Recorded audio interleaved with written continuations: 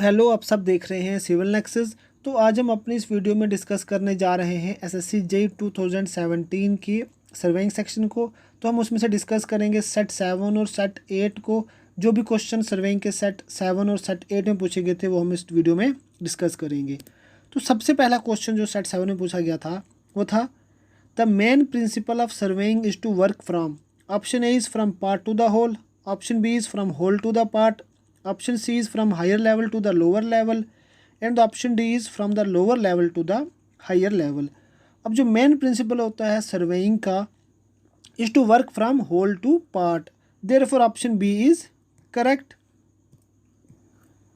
and the next question is in case of a direct vernier scale। अब हमें direct vernier scale के बारे में बताना है कि डायरेक्ट वर्नियर स्केल में क्या होता है।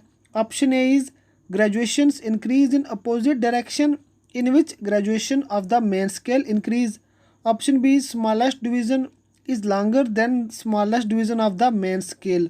option C is graduations increase in the same direction in which graduations of the main scale increase and the option D is none of these।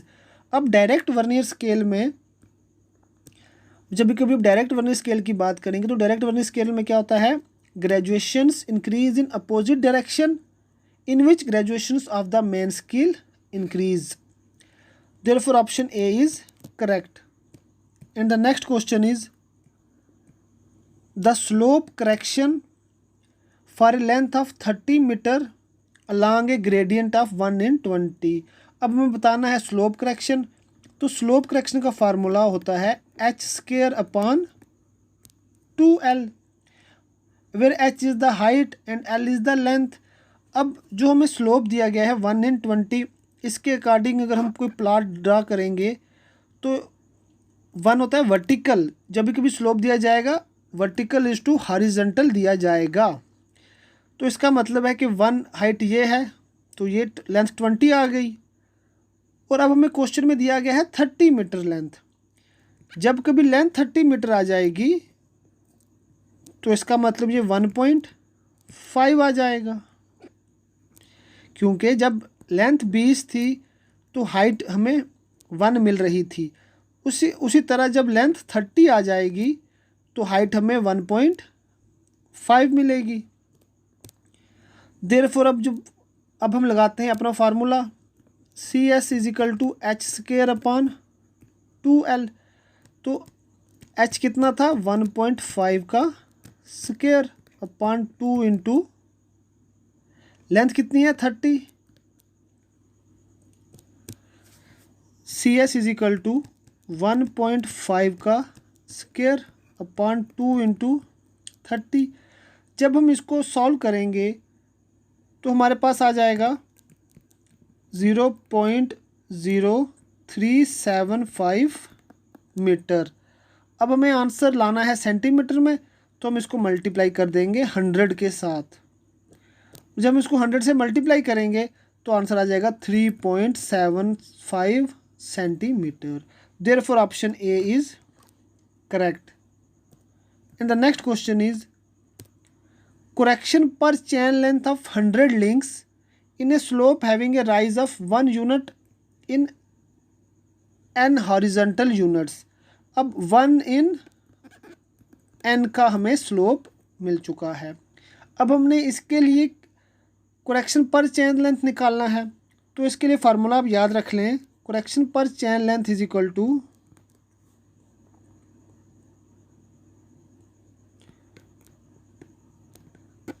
100 upon n square. Links कितने हैं पूरे 100, link into 1 upon n का square. आप ये formula याद रख लेंगे। Correction पर chain length in case of जब हमें स्लोप दिया जाएगा 1 in n हॉरिजॉन्टल, तो लेंथ यानी कि जितने भी लिंक्स होंगे लिंक्स इंटू 1 अपॉन n का square. Therefore option B is option A is correct। 100 upon क्या फार्मूला था, लिंक्स इंटू 1 अपॉन n का स्क्वायर, तो ये बन जाएगा 100 अपॉन n का square. Therefore option A is correct। And the next question is, in chain surveying, field work is limited to. Option A is linear measurements only. Option B is angular measurements only. Option C is both linear and angular measurements. And the option D is all options are correct. अब chain surveying में हम खाली ही linear measurements करते हैं, क्योंकि chain surveying में हम कोई भी एंगल मेजरिंग डिवाइस यूज़ नहीं करते। चेन सर्वेइंग में हम खाली चेन या फिर टेप को यूज़ करेंगे। Therefore option A is correct. In chain surveying field work is limited to linear measurements only. And the next question is, if the chain line which runs along north-south direction is horizontal and the ground in east-west direction is sloping. Option A is, it is possible to set offsets correctly on east side. Option B is, it is possible to set offsets correctly on east side. Option C is, it is not possible to set offsets correctly on west side. And the option D is, it is possible to set offsets correctly on both sides. तो इस case में जो option D आ जाएगा वो बिल्कुल correct आ जाएगा। It is possible to set offsets correctly on both the sides. Therefore option D is correct. And the next question is, the real image of an object formed by the objective must lie. Option A is in the plane of cross hairs. Option B is at the center of telescope. Option C is at the optical center of the eyepiece. And the option D is anywhere inside the telescope. अब कोई भी जो objective जो हमारे पास real image form करता है किसी भी ऑब्जेक्ट की, वो हमेशा in the plane of cross hairs ही होनी चाहिए। Therefore option A is correct. And the next question is, a relatively fixed point of known elevation above datum. अब हमें एक ऐसा पॉइंट बताना है जो डेटम के ऊपर है और उसकी हमें एलिवेशन पहले से ही पता है, तो वो होता है बेंचमार्क। ये आप याद कर लीजिए। Therefore option A is correct. And the next question is, for true difference in elevations between 2 points A and be the level must be set up. Option A is at any point between A and B. Option B is at the exact midpoint of A and B. Option C is near the point A. Option D is near the point B. अब हमारे पास कोई भी दो point हैं A और B। अब हमें इन दोनों पॉइंट्स में डिफरेंस इन एलिवेशन निकालना है। तो डिफरेंस इन एलिवेशन निकालने के लिए हम एक जो लेवल सेट करेंगे वो बिल्कुल हम एग्जैक्ट सेंटर में ही लेवल को सेट करेंगे। जब हम एग्जैक्ट में सेंटर में जब लेवल सेट करेंगे तो हमें एग्जैक्ट डिफरेंस इन एलिवेशन मिलेगा between points A and B. Therefore option B is correct. तो दोस्तों ये थे कुछ क्वेश्चंस जो सेट 7 में पूछे गए थे। चलो अब हम डिस्कस करते हैं वो वाले क्वेश्चंस जो सेट 8 में पूछे गए थे। और जो सेट 8 में सबसे पहला क्वेश्चन पूछा गया था वो था, The correction to be applied to 30 meter chain length along theta slope is। अब हमें correction to slope निकालना होगा। तो correction to slope का फार्मूला क्या आता था? L into 1 minus cos theta. अब यहाँ पर तो cos थीटा -1 है, ये तो हो नहीं सकता क्योंकि हमारे पास फार्मूले में 1 माइनस cos थीटा था। तो अब हमें cos थीटा को sec थीटा की फॉर्म में लाना होगा। L into 1 minus 1 upon sec theta. तो आ जाएगा L इंटू sec थीटा -1। अब हमें लेंथ दी गई है 30 मीटर, तो 30 into sec theta -1। Therefore option A is correct. And the next question is, correction per chain length of 100 links along a slope of a degree। अब कोई भी हमें slope दिया गया है, लेकिन इस बार जो स्लोप है वो हमें डिग्री में दिया गया है। जब भी कभी स्लोप डिग्री में होगा तो करेक्शन पर चेन लेंथ किसके बराबर आ जाएगा? 3/2 इंटू स्लोप अपॉन लिंक्स, जितने भी लिंक्स होंगे हमारे पास। तो ये फार्मूला आप याद कर लीजिए, स्लोप का स्केयर आएगा फार्मूले में 3/2 into slope square upon links. अब यहाँ पर 3/2 जब हम करेंगे तो वो आ जाएगा 1.5।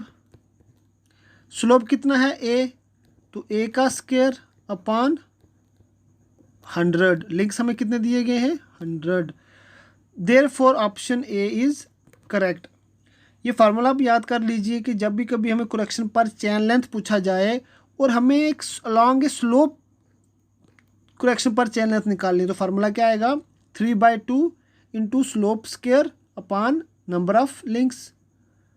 100 लिंक्स हैं तो यहाँ पर हम अपॉन 100 करेंगे, तो इस हिसाब से जो ऑप्शन ए है वो बिल्कुल करेक्ट है। और जो नेक्स्ट क्वेश्चन पूछा गया था सेट 8 में, वो था an angle of 45 degree with a chain line में B set out with A is optical square, B is open cross staff, option C is French cross staff and the option D is prismatic square. अब हमें याद रखना है कि जब भी कभी हम 45 डिग्री का एंगल सेट करेंगे वो हम हमेशा ही फ्रेंच क्रॉस स्टाफ से ही सेट करेंगे। Therefore option C is correct. And the next question is the surface of zero elevation around the earth which is slightly irregular and curved is known as. अब कोई भी surface है जिसका zero elevation है, यानी कि जिसको हम डेटम कंसीडर करते हैं, तो वो कौन सी होगी। Option A is mean sea level, option B is geoid surface, option C is level surface and the option D is horizontal surface. जो डेटम हम कंसीडर करते हैं मेन सी लेवल को, therefore option A is correct.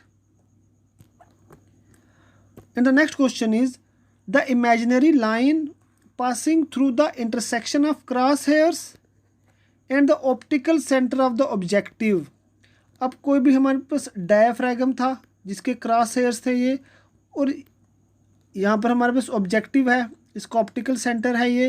अब कोई भी line जो intersection of cross hairs से होकर ऑप्टिकल सेंटर, जो ऑब्जेक्टिव का ऑप्टिकल सेंटर है वहाँ से भी क्रॉस करेगी, तो उस लाइन को क्या कहा जाएगा।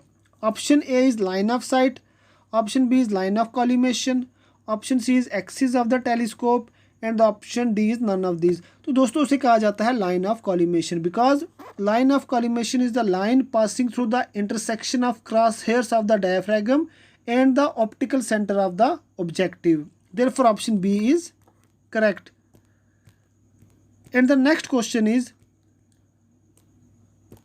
the sensitiveness of a bubble tube decreases if option A is radius of curvature of its inner surface is increased, option B is diameter of the tube is increased, option C is length of vapor bubble is increased and the option D is viscosity and surface tension are increased। अब हमें बताना है कि जो level tube होता है उसकी sensitiveness कब डिक्रीज होती है। ऑप्शन ए में पूछा गया है radius of curvature is increased. अब जब रेडियस ऑफ कर्वेचर है वो डायरेक्टली प्रोपोर्शनल होता है सेंसिटिवनेस से।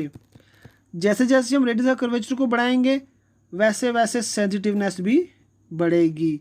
तो इस ऑप्शन में दिया गया radius of curvature of its inner surface is increased, तो ये क्वेश्चन अब ये गलत हो जाएगा क्योंकि ये इसके डायरेक्टली प्रोपोर्शनल है, इन्वर्सली प्रोपोर्शनल नहीं है। Diameter of the tube is increased, जब हम ट्यूब का डायमीटर इंक्रीज करेंगे उस केस में भी सेंसिटिवनेस इंक्रीज करेगी, तो अब ये वाला ऑप्शन भी गलत है। अब ऑप्शन सी है the length of vapour bubble is increased. अब जो लेंथ होता है वेपर बबल का ये भी डायरेक्टली रिलेटेड है with sensitiveness of bubble tube, तो ये भी गलत है। अब जो ऑप्शन बचता है D, both viscosity and surface tension are increased. जो विस्कोसिटी और सरफेस टेंशन का ही इन्वर्स रिलेशन है with the sensitiveness of the bubble tube. जब हम विस्कोसिटी और सरफेस टेंशन को बढ़ाएंगे तो बबल ट्यूब की सेंसिटिवनेस डिक्रीज होगी। Therefore option D is correct. And the next question is the rise and fall method of reduction of levels provides a check on option A is back sides, option B is fore sides, option C is both back sides and fore sides and the option D is none of these. जब भी जो rise and fall method होता है तो हमारे पास वहाँ पर एक आता है check summation of back side minus summation of fore side is equal to last R L minus first R L, तो is equal to summation of rise minus summation of fall भी होता है।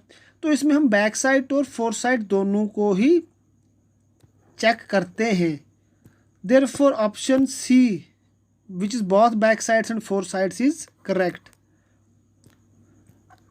And the next question is, if the plane table is not horizontal in a direction at right angles to the elidade, the line of sight is parallel to the fiducial edge only for option A is horizontal sides, option B is inclined side upward, option C is inclined side downward and the option D is none of these। तो इस question का जो option था वो बिल्कुल ए जो है वो बिल्कुल करेक्ट है, हॉरिजॉन्टल साइड्स। तो दोस्तों ये थे सर्वेइंग के क्वेश्चंस जो एसएससी जेईई 2018 के सेट 7 और सेट 8 में पूछे गए थे। हमने और भी जो बाकी सेटों में जो क्वेश्चन आए हुए थे सर्वेइंग के वो हमने डिस्कस किए हैं, वो आप जाके चैनल की प्लेलिस्ट में सभी वीडियोस को देख सकते हैं। और मैं आपको ये बता दूं कि अगर आपको सिविल इंजीनियरिंग के रिलेटेड कोई भी वीडियोस देखनी है एमसीक्यू के अकॉर्डिंग, तो आप हमारे यूट्यूब चैनल को सब्सक्राइब कर सकते हैं। और अगर आपको हमारी वीडियो पसंद आती है तो प्लीज़ हमारी वीडियो को लाइक कर दें। और आपका बहुत बहुत शुक्रिया इस वीडियो को आखिर तक देखने के लिए।